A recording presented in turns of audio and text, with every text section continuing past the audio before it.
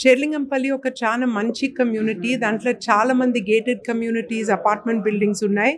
దాంట్లో ఒక large volunteer groups, Sudhakar గారు, ప్రసాద్ గారు, ఐటీ వాళ్ళు అందరూ కలిసి ఇలా కమ్యూనిటీకు మాకు మీటింగ్లు ఏర్పాటు చేస్తున్నారు.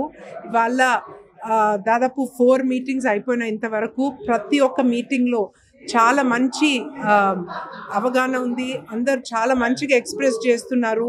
మోడీ గారు చేసినంత ఎవరు చేయలేదు దేశంకి. తప్పకుండా మనకు మోడీ గారు మళ్ళీ రావాలి ప్రైమ్ మినిస్టర్గా. వాళ్ళే అంటున్నారు భారత్ మాతాకి జై, అబ్కి బార్ 400 పార్.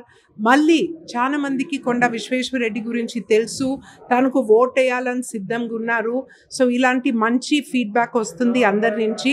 నేను ప్రజలకు ఒకే మాట అంటున్నా, May 13th మీరు అర్బన్ కమ్యూనిటీస్, ఎడ్యుకేటెడ్ వాళ్ళు చాలా తక్కువ ఓటేస్తారు. అందరు తప్పకుండా వచ్చి ఓటేయాలి.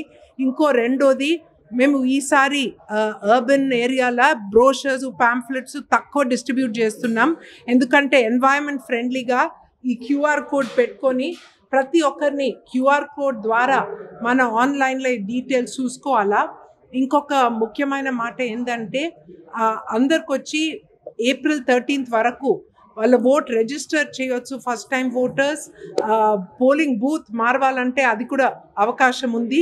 సో తప్పకుండా అర్జెంట్గా వాళ్ళని కొన్ని కమ్యూనిటీస్లలో ఒక ఫ్యామిలీలోనే 3 డిఫరెంట్ బూత్స్లో వాళ్ళకు ఉంది.